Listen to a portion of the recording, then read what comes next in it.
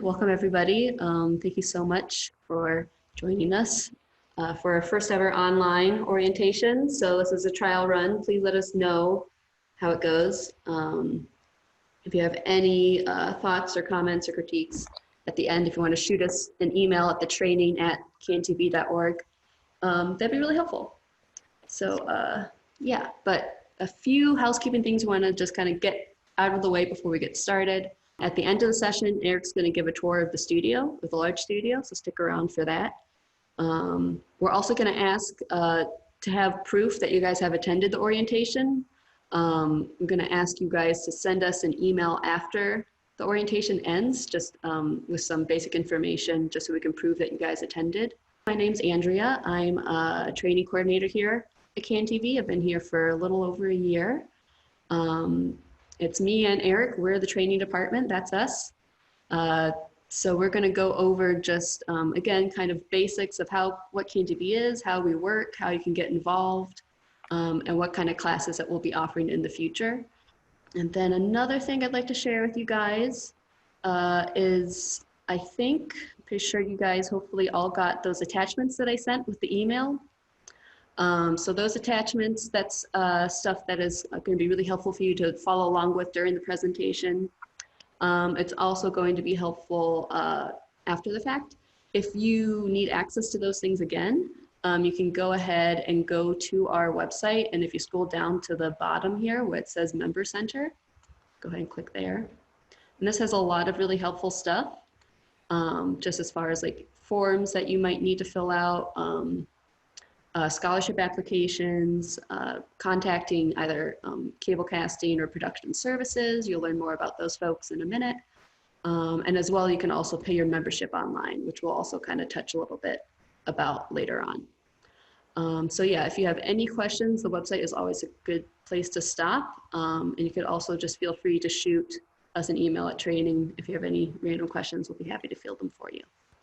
But with that being said, I'm going to pass it on over to Eric.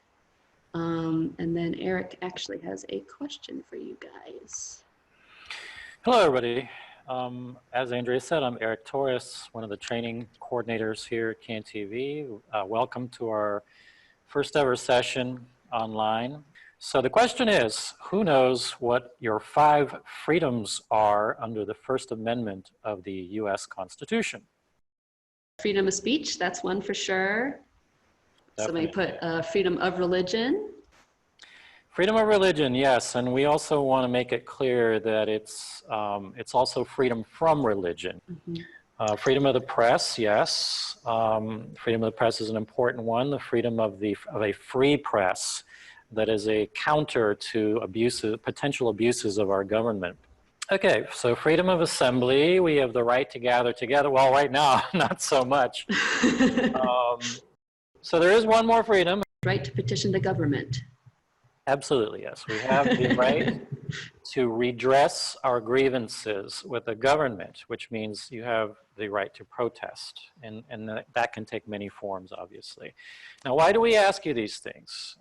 Because that's what we're here for. That's what CanTV exists for. That's its main purpose, is to provide a platform for you to practice those freedoms, to express yourself freely, whatever your philosophy might be, your religion, obviously we mentioned, forms of artistic expression, your sexuality, your gender, you know, it could be a youth expression, it could be elderly, disabled. We have shows by the disabled here at CanTV, so we try to enable you to do that in a way that most other platforms do not. You know, the mainstream media doesn't typically allow you to do most of those things unless you have a lot of money. Then they'll listen.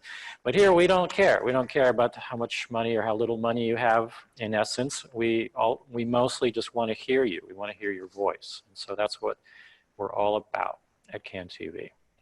It's a rare resource. It doesn't exist in most parts of the world. And so, you know, this is an amazing place with amazing facility, amazing equipment, amazing services that we offer, training and so forth. And 5 different channels where you can put your content, and it's extremely affordable and even free. If you just want to submit a video, you don't have to pay any money.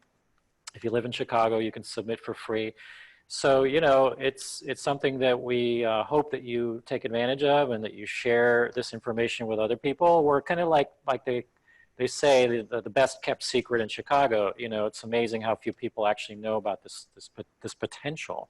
That is true. That's what we're here, is to hear your voice, and to put a small stipulation on there, very basic stipulation. We want to hear the voices of those who are Chicago area residents and Chicago area residents only. So that is not the burbs, that is not Indiana, that is Chicago residents only. The one caveat we have for that is if you are affiliated with a nonprofit that is located in the Chicago limits. So if that's the case, then you're in the clear. But yes, just to be super clear about it, you can only air content, participate in classes, or use the facilities if you are a Chicago area resident. That's kind of our one big rule. We try to stick to it. So that being said, with Eric talking about the 5 freedoms and how we are here to be a platform for you to use those 5 freedoms as you wish, as you see fit. I think the next question we'd like to ask you guys is maybe, with that in mind, what do you think would happen if KTV just kind of up and disappeared tomorrow? Like, what do you think that we would lose maybe if KTV wasn't around? The voice of the people would be lost, yes.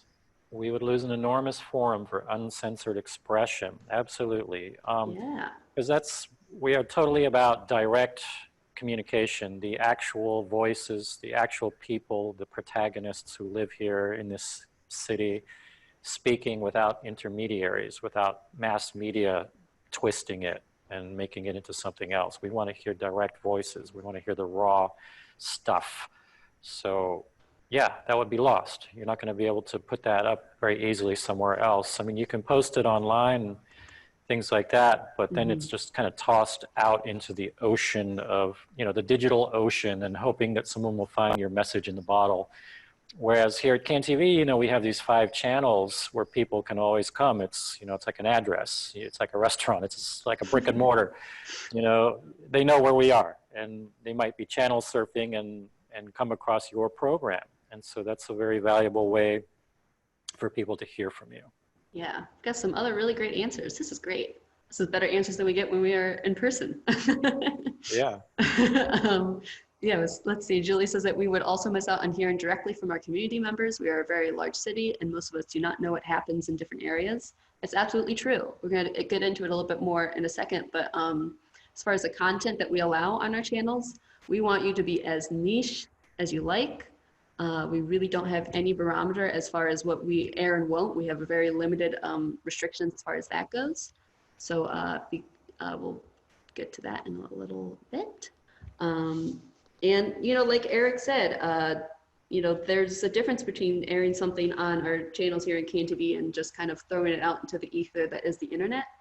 You know, we have all cable subscribers are your potential audience. So right now, CanTV is supported by the major cable companies. That's how all public access centers work, is that the cable companies have to pay for us to exist. We're not a government entity by any means. So the cable companies have to pay for us to exist. When the cable companies they started, and they were kind of gobbling up all these channels, all this bandwidth. People petitioned the government to allow these stations to exist, to be just a platform for the people. That is why we are here. So they fought a hard battle. It lasted a couple of years, actually. And so we were established in 1983. And that was a way for the cable companies to share some of the massive infrastructure. And they basically had a monopoly. And so it was a way of making them share. The thing that, since we're not beholden to anybody, that means we're also not commercial. We don't air any ads on our channels. That also means that we ask that you do not either. We don't allow any commercial content on our stations from anybody who submits any content. We ask that it has no commercial content or ads whatsoever. That's a pretty big rule. And we kind of you know, if it feels like you're selling us something, you're probably selling us something. That's kind of the barometer that we use. So there are some ways that you can still maybe like highlight a business, or if you have a sponsor, you're more than welcome to have sponsors for your programs. That's absolutely allowed. You just can't say, oh, come on down to, you know, the Crab Shack and order 20 oysters for whoever for our Friday special. You know, you can't do anything like that. You can say thank you to our sponsor, the Crab Shack, but you can't explicitly say anything like with the locations or websites, anything like that can't actually be listed at any point in time. For example, you may do a program where you're showing a particular restaurant, and you know that you're enthusiastic about, that you want to somewhat review. You can do it as long as it doesn't feel like you're promoting that restaurant, and you can do it as long as you're not giving the actual address of the restaurant. You can say it's in Greektown, it's on the corner of Jackson and Halstead, et cetera, you know, but you can't give an address. You can't show prominent signage and logos and things like that. You know, you can certainly say if you have your own business and maybe you do acupuncture, you can absolutely have a show that talks about the benefits of acupuncture. But once you start like listing prices and like linking to your website that has prices, then that's when it kind of becomes not okay. Now that's being said, if you do want to do commercial content, you're more than welcome to do that. We do have, there are other channels out there, Channel 25, it's not us, but Channel 25 does allow you to produce shows that have commercial content for a fee. So that's kind of where the difference is between us and them. If we allowed profitable intentions and things like that, then our channels would end up looking like all of the other channels. You know, all the other channels are profit driven, they're commercial. And so that influences the programming and has a huge influence over the programming. And so we want to be a place where people don't have to worry about the influence of money over their message, over their programming. And so just so long as you're aware of those things, then you'll be fine. Mm-hmm. And I did see some notes in there asking about nonprofits. So if you're a nonprofit, if you're a service-based nonprofit, then you are absolutely allowed to advertise your services. That's what one of our channels that has the hotline program, which we'll talk about in a minute, that does just that. It allows you to use this platform to let people know about the services you provide as a nonprofit. So that's kind of where the difference lies there. And then a couple other things that we need you to know as far as like rules go. You own your content. So again, we are just a platform for your content, and you can put what you want on there, but you still own the copyright to it. It's still your content. That also means that you are responsible for that content. So if there comes up any issues with, say, copyrights, that is your bag. That is something that you have to address if that's an issue. If you don't get proper permissions, then if something happens, if you get asked to take it down, then that is going to come to you, not to us. So just to be clear about that, you are in control of your content. And you're allowed to share it wherever else you want to. It's not like you have to do just cable access versus Vimeo and YouTube, et cetera. You can put it on both. You own your content, so of course you can put it on other platforms. The only thing is that we ask that if you use our equipment to produce a program, that you please air it on our channels first. Now, we're not policing that, so, you know, I'm going to leave that with you what to do, but it's just as a courtesy, we hope that you will show it on our channel first. If you happen to use our cameras or our editing equipment, our studio, please, yeah, if you could just respect that. So in addition to no commercial content, the other limitations we have are against libel and slander. Libel and slander, one is written, one is verbal. That means you are saying an explicit untruth that is inflammatory about a person. And that is a no-go here at CanTV. Now, that doesn't mean that you can't have a negative opinion about somebody. That is fine, especially if it's about maybe if you have political reviews that you disagree with some representative. You know, we encourage you to punch up. That's really what CanTV is about here. We want to give you the platform to speak back to the people that represent you. But you definitely can't say anything that is just blatantly false and inflammatory about another person. We also ask that you don't use CanTV as your own personal means of a vendetta against somebody. That's not what we're here for. Yes, so yeah, libel and slander, that means no untruths that are defamatory towards another person. And then the last thing that I want to cover as far as our no-goes, the last one is obscenity. So that's not to say that you can't have nudity or cursing in your programs. That is okay. It will air later for sure, but you can have that as long as it's you know, part of the integrity of the piece. This is kind of another thing like commercial works, pornography, you know it when you see it. But as long as the whatever is occurring is necessary for the piece, then it's kosher, but it will most certainly air at a later time. So also keep in mind that your stuff can be in a foreign language. Don't feel like you need to appeal to anybody beyond your very niche group. Being niche is nice here at KNTV. That's kind of what one of the benefits are of having things on our stations, that you can talk to as small of a group as you want. It could just be the people who live in your neighborhood. There is one producer here who's been a producer for, I think, probably upwards of 20 years. And he does his show just for the Haitian community in, I believe, Rogers Park. And that's what his show is for. It's for his people in his community in Rogers Park. And he's been doing it for decades, and it's pretty great. So then now I'm gonna throw it over to Eric, and he's gonna kind of talk about our stations. Why don't we take a look at the schedule, and that'll give you an idea of the nature of the different channels we have. Also, I want to say, when you submit a program to CanTV, you are the first person really to help categorize that program and decide what channel it goes on. When you submit a video, you fill out a short form that says some basic things like who you are and what is this video about and how long does it last and things like that. And so one of the things you're going to do is you're going to choose a category, really. Like, is it educational? Is it entertainment? Is it religious? Things like that, some basic categories. And so looking at the schedule there, you see Channel 19, for example.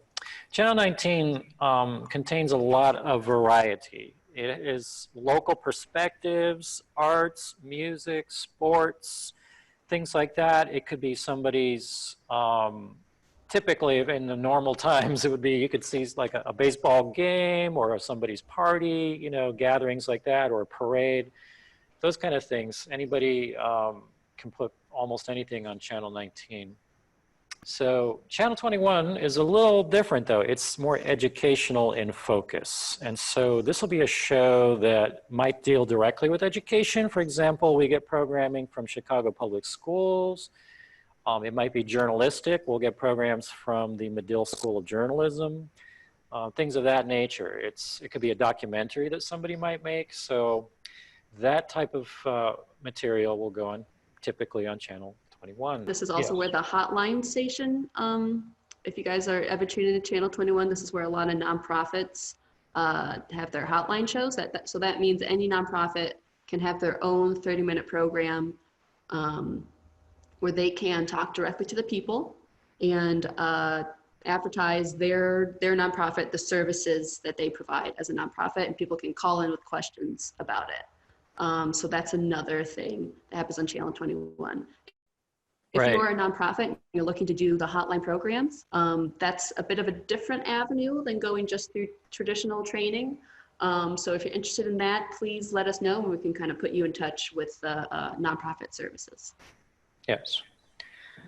Okay, moving to Channel 27. Channel 27 is where you will find a lot of programming from our in-house department that covers community events. It's called Community Partners. They will go, they'll send a camera person on site to cover things typically like it could be a board meeting, it could be a panel discussion, it might be a protest in public, and typically it'll be the Chicago city, sorry, I'm just forgetting what they're called, the city council.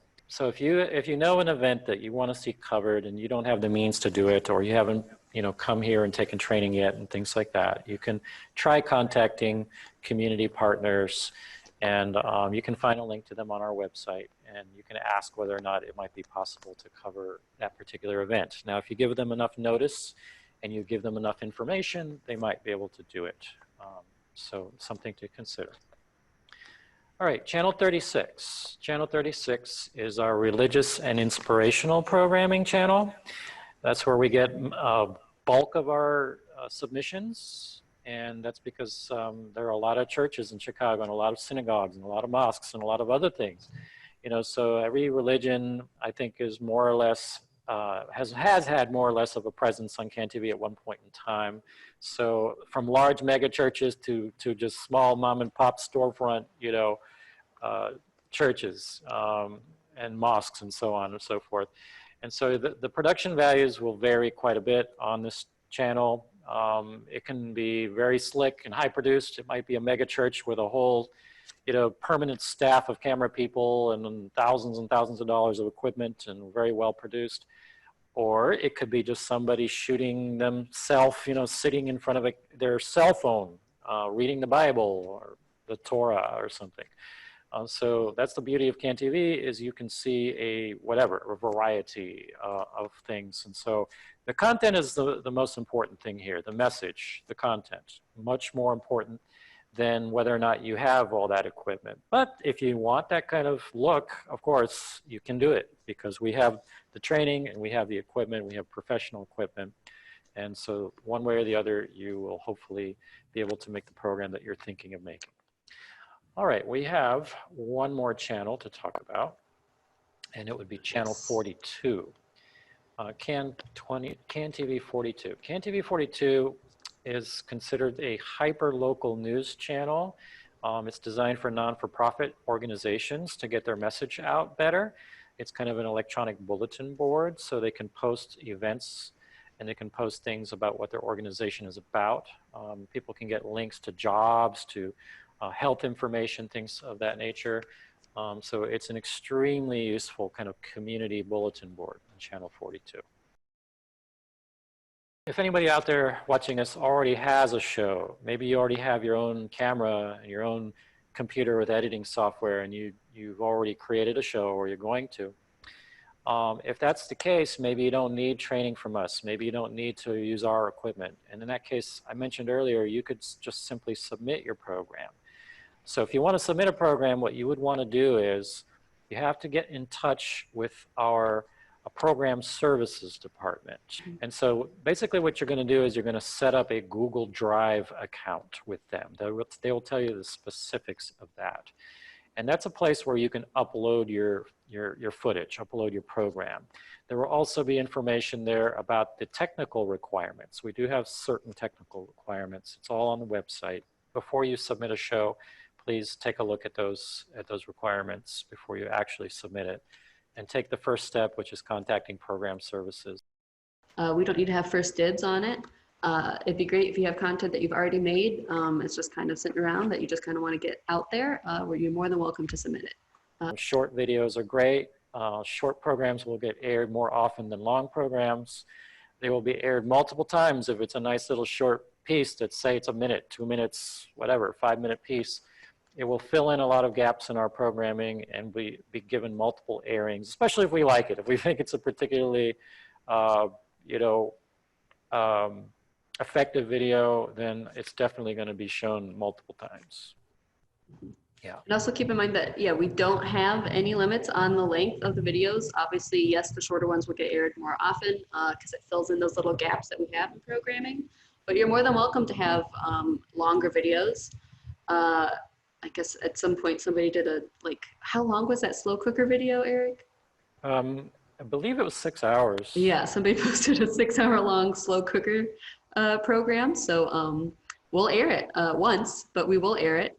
It'll just take us longer to find a spot where we can actually put it into the programming. Yeah.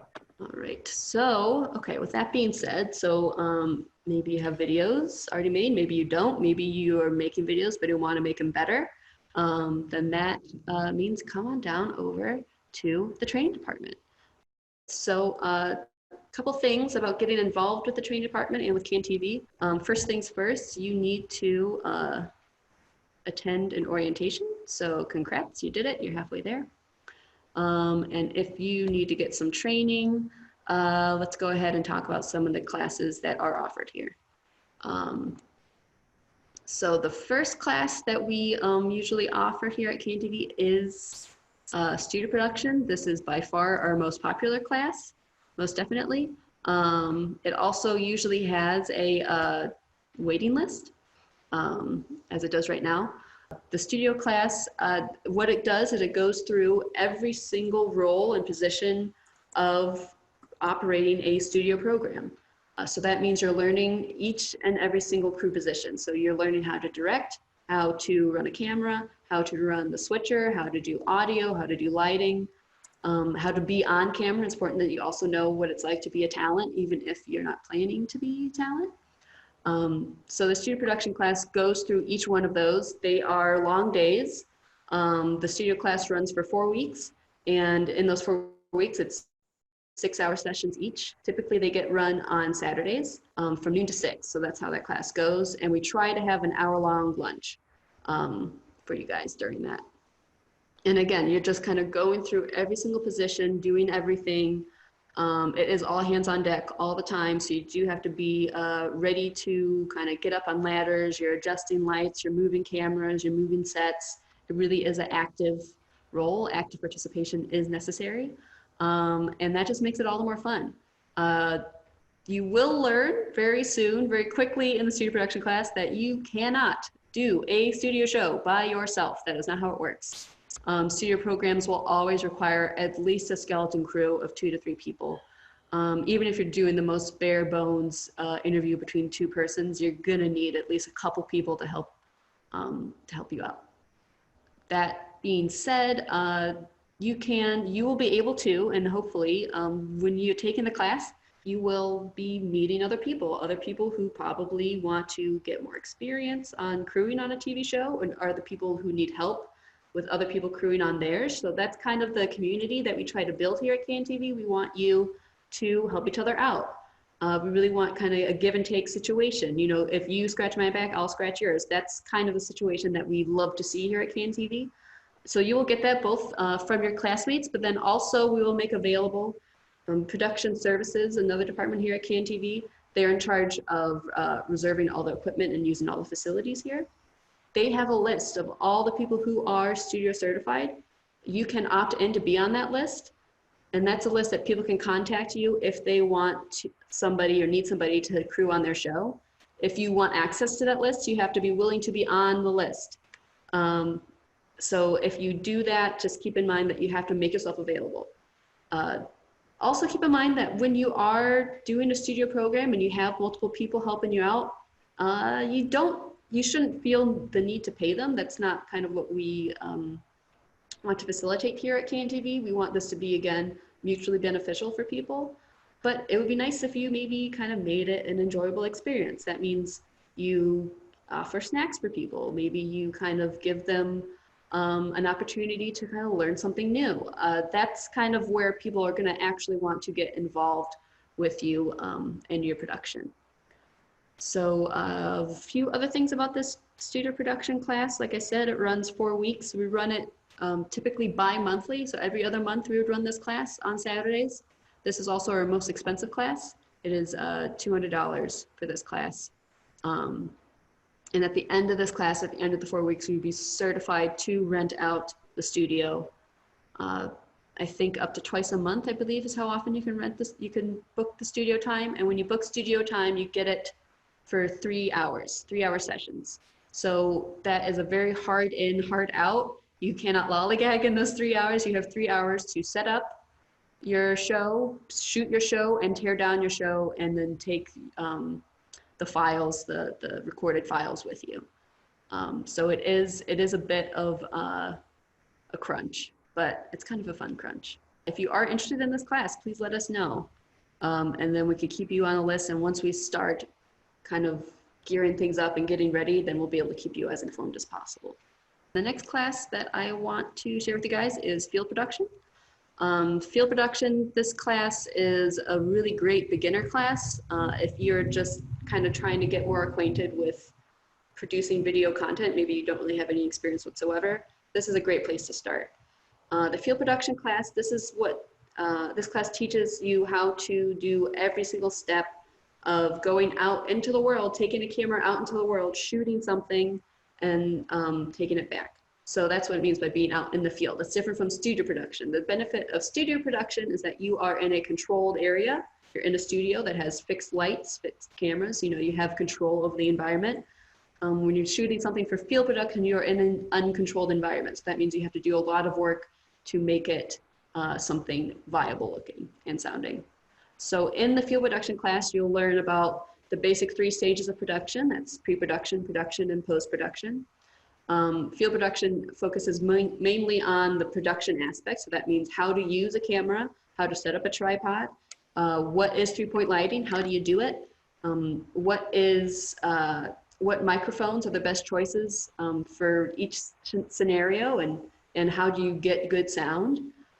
So those are just kind of the basic things that we go over in field production. We kind of go over the basics of composition, and just the very, very base levels that you need to be able to be a one-man band. So at the end of this class, at the end of this field production class, our goal is for you to have the tools to do your own shoot by yourself. That is one of the benefits of field production, is that you can be a one-man crew. You don't have to be, though. You can most certainly get help from others.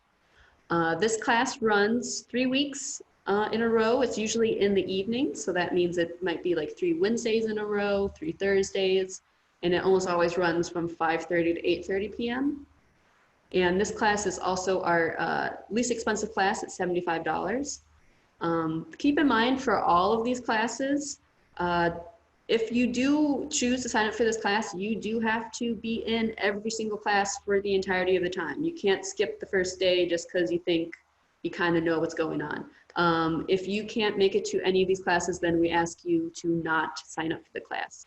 We do have exceptions for very extreme circumstances, but by and large, you have to attend every class in entirety in order to be certified in each one of these fields.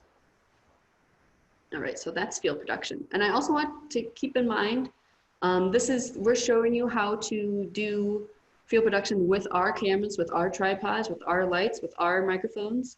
That doesn't mean that the information that you learn won't be usable for your camera, even if it is your cell phone. You will still be using tools that will transfer to whatever you end up using. So this class is really great for if you're just kind of looking to get better at being a general camera person. This class is great for that too. All right, the next class we're going to talk about is editing. So the editing class, this class is also 3 weeks long, just like the field production class. It also runs in the evenings, 5:30 to 8:30. This class is all about post-production. So that's what are you going to do with the stuff you just shot. So no matter what you do, you're more than likely going to have to do some amount of editing. So that means you're going to have to do some amount of assembly of all the things that you gathered, all the footage that you gathered. You're going to have to do some amount of assembly on the back end in order to make it a watchable piece. So that's what this editing class is all about. We teach you all the basics of post-production on the program that we use, which is Adobe Premiere Elements.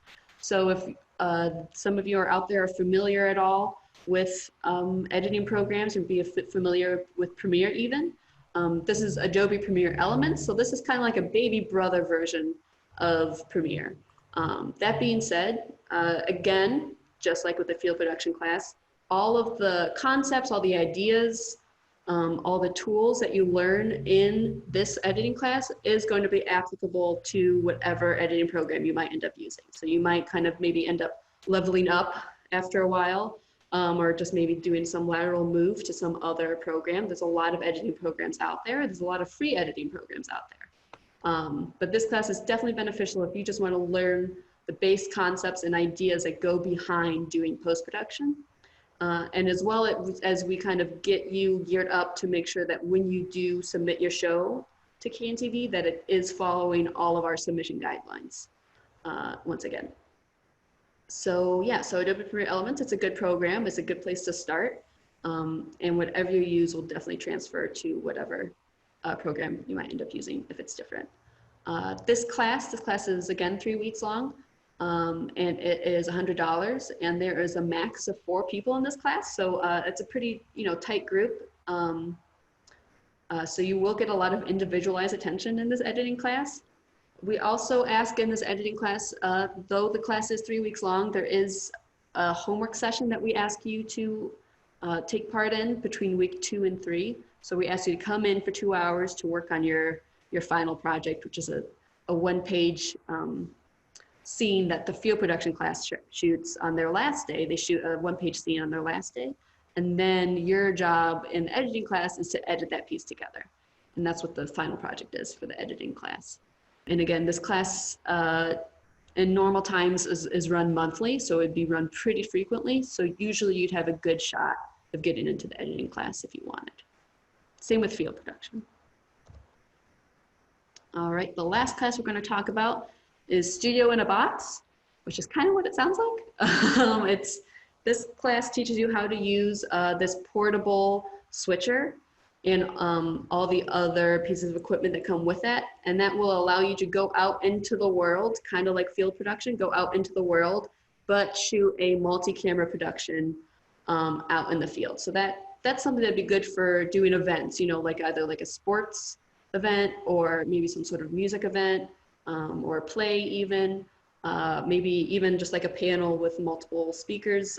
The Studio in a Box is a great tool for that, because what it is it's 3 cameras that all get connected into this portable switcher, which you'll see pictured on the screen, that portable switcher. And then those are just 3 sources that you can cut to live during the event. So it's really is a lot of fun, really. This class is also a lot of fun to teach as well. You will learn how to set up all this equipment, because again, it is a lot of equipment. I can't underemphasize how much equipment does come with the Studio in a Box. It's those 3 cameras. It's the switcher itself, which is very large. It requires 2 people to carry. And then we have a sound mixer, and then the actual recording device where all the footage is actually recorded onto. So you will learn how to set all that up. So how this class operates is that you will test all the equipment out in production services. You will tear it all down, take it over to some other location, set it all up, shoot something, break it all down again, take it back over to production services, and then set it all up again and test it. So it is a lot of cable wrangling. This is a master class in cable wrangling for sure. So this class is just kind of like the studio class. It is all hands-on. You do have to be doing quite a bit of moving around and working to make this class worth it. And this class is run for 3 weeks, and it's run, we run it as needed. That's how we do it, because there's not a whole lot of interest in this class. It also, I wouldn't suggest this is the first class you take, unless you really have a lot of production experience already. Studio in a Box is definitely more of an advanced class that we would suggest people take maybe after they take 1 to 2 other classes. And again, it's run as needed, and it's run for 3 weeks, and it's usually 6 hours days. So usually we go from like noon to 6 on weekdays. That's kind of how it's gone before, but we're definitely open to kind of being a little bit more broad with how we run this class, definitely in the future for sure. Let's see, how many people do you need for Studio in a Box? That's a great question. So once you get certified in Studio in a Box, if you want to reserve it, you cannot have less than 2 people reserve it at a time. So you need 2 people who are certified to even reserve the equipment outright. And I would say you probably want at least 3 or 4 people to help run it for you. So that's somebody running the switcher, having at least 1 person on at least 1 of the cameras, somebody running audio, and maybe whoever's running the switcher can also direct. That's what I would say is the bare bones that you would want. Kind of the benefit of having all 3 cameras is it allows a lot of varying shots. So it would be more beneficial to have 3 cameramen and all 3 cameras. That's just all the more shots you can get. So that's going to help make your program that much more interesting, because you have more to cut to. So the price for Studio in a Box, thanks. That one is $175. That's how much a student in a box costs. So I wouldn't say, now I wouldn't say that you need to take any class first in particular. It really depends on what you want to learn. So whatever it is that you want to learn how to do or learn how to do better, then that's what I would suggest you go for. So at the end of the orientations, typically we have people come in for what's called a consultation. And that's where we'll talk with you one-on-one and we can kind of figure out what exactly what class it is that you want to take, what's going to help you create the program you want to create best. Because maybe your program, you think maybe you want it to be a studio show, but maybe once you talk with us, oh, it actually makes more sense to do it out in the field. So that's kind of what the consultation is for. All right, so yeah, that's the last one. That's a studio in a box. All right, so then once you take all those classes, you're just so excited, you're jumping for joy because you are now certified in using that equipment or booking that studio time. And then after that, once you get certified, then in order to use our equipment, use the facilities, use the studio, we ask that you do pay a membership fee. So the membership fee usually is $100 for the calendar year. And that starts from January 1st to December 31st. That $100 covers your membership for that full calendar year. It then gets prorated to $50 starting July 1st. So from July 1st, then you only have to pay $50 and you can use it for the rest of the year. And you only pay that user fee if you're actually using equipment. Some people think, oh, I have to maintain a membership. No, not necessarily. Just if you actually check out a piece of equipment or if you use our studio, then yes, you would have to have your fee paid, your membership fee paid. Exactly. Yeah, you don't have to have a membership paid if you just want to submit shows. Let's say maybe you know what you're doing. You don't really need us to tell you what to do. And you just want to use our stuff. That's fine. We just ask that you prove it. So if you feel that you have the expertise, if you're very comfortable with using a camera, particularly a professional grade camera, so just to backtrack, the camera that we have here that you can rent at KTV is a Panasonic AC130. That's the camera that we offer here. It is professional grade camera.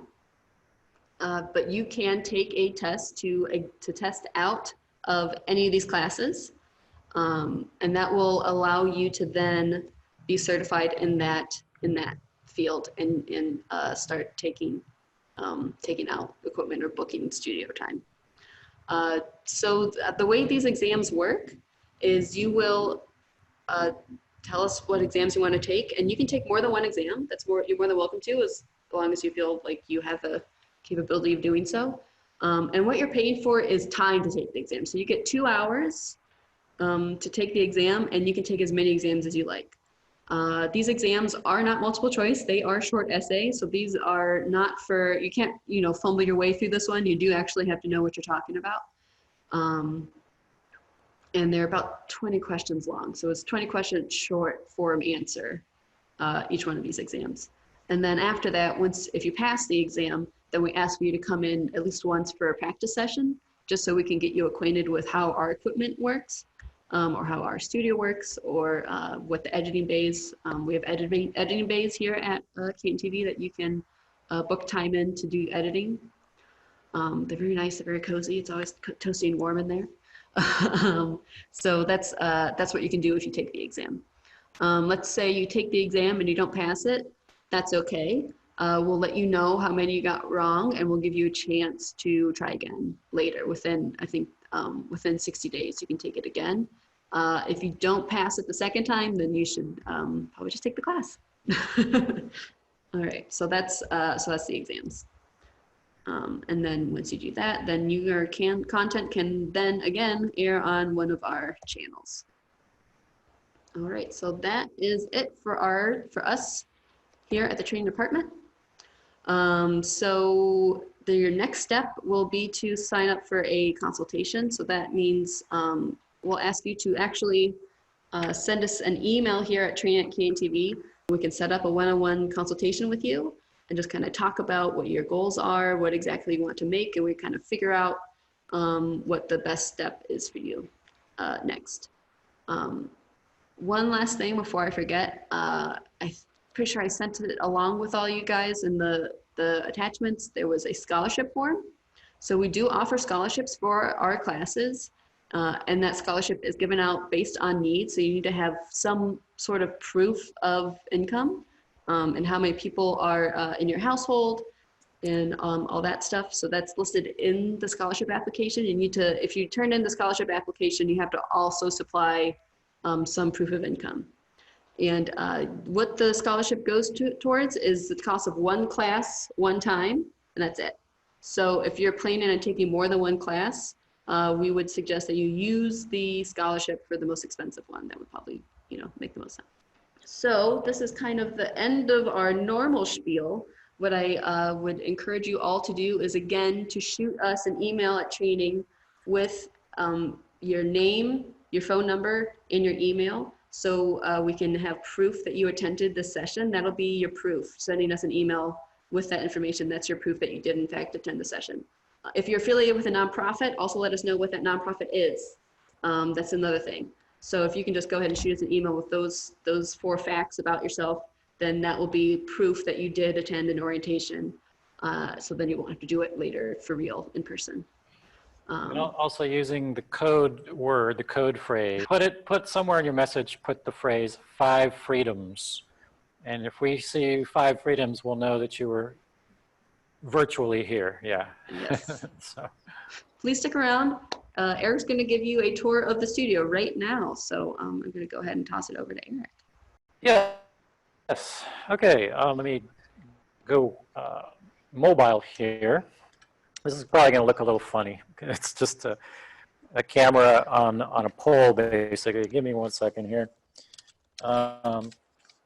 Okay, I'm floating now. Okay, so this particular area here is of the large studio is a platform that I'm standing on. It's a bunch of risers that you can position however you want to. Here I'm going to just try to give you a little bit of a view of that. You can see what those look like. You can configure those however is necessary, and then you can put cameras around it however you prefer. Got a few cameras set up back here.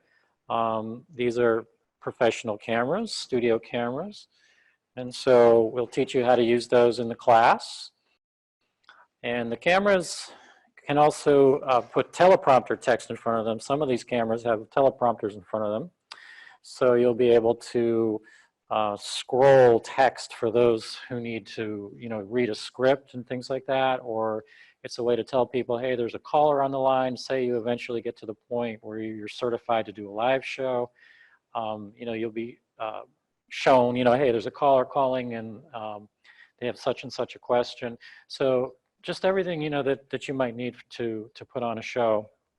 Now in the back, you can't see it because the curtains are covering, but there's a doorway back there that it leads to an equipment room where there's a lot of furniture, and it's just basic furniture. So if you need chairs and tables, things like that, we do have some basic things, fake trees, flowers and such. But of course, we do encourage you to bring your own to make your show look unique, instead of just looking like everybody else's show. The studio is also modern in the fact that it has LED lighting. So those lights that you see up there, it's hard to see, especially with the glare, but they're very nice LED lights, and we'll show you how to adjust those. And so the studio class is a very hands-on, active class. So you're going to be getting up on ladders. There's a ladder back here behind me over here. You're going to be going up the ladder and adjusting a light and putting a gel in front of it. I have a gel in front of that light right now. So there's a lot that you're going to learn as far as what you need to do for studio lighting. So 3-point lighting and some creative, things that you're going to add to that. So let me take you to the back. Okay, so the green room is a space for people to prepare for a show, if they need to do makeup or rehearse a musical instrument before a program. They've got this private room where they can do that. And there's also extra lights and things like that you can see. It's nice. And I'm going to throw on a little more light because it is, I'm sure, hard for you to see all this. I've got the studio all set up right now for this orientation, so I didn't want it to look bland, so I didn't throw on all the lights. But so here's the studio. We have 4 cameras on the floor on professional pedestals. And overhead, I think this is going to be hard to see, but there are some cameras up in the air as well. They're kind of remote controlled. You can use a joystick to control those. So there's one in that corner and there's one in the far corner. There's also a lot of support for audio. We've got studio quality speakers in here. So if you bring a band eventually when that's possible, your band is going to have all kinds of hookup equipment. As you can see, there's all kinds of audio hookups for digital audio. So a lot of good stuff, a lot of good toys to play with. Okay, so now we're going to take a quick look at the control room, and that'll be the end of the tour. So follow me. Okay, so this is the control room, and those who take the class will learn how to use everything that's in here. So you're going to learn how to make graphics. There's some software for that here. You're going to learn to use the teleprompter. All this equipment is not that difficult to learn, really. The lighting board, you know, it's professional stuff, and so it has great capabilities that we're not going to teach because these are basic classes. They're crash courses, so that's why we have more advanced workshops and things after taking classes. But as you can see, there's a lot of stuff in here for shading your cameras, for routing your signals, for switching from camera to camera, for integrating your graphics, things like that. There are a lot of different bells and whistles in here. So it gets hectic. It's very intense sometimes, but a show can be simple or it can be a lot more complicating, depending on how many people, how many actors or panelists, or depending on how many crew members you manage to acquire. There are quite a few things to learn in here, and so that's why it's a 4-week class.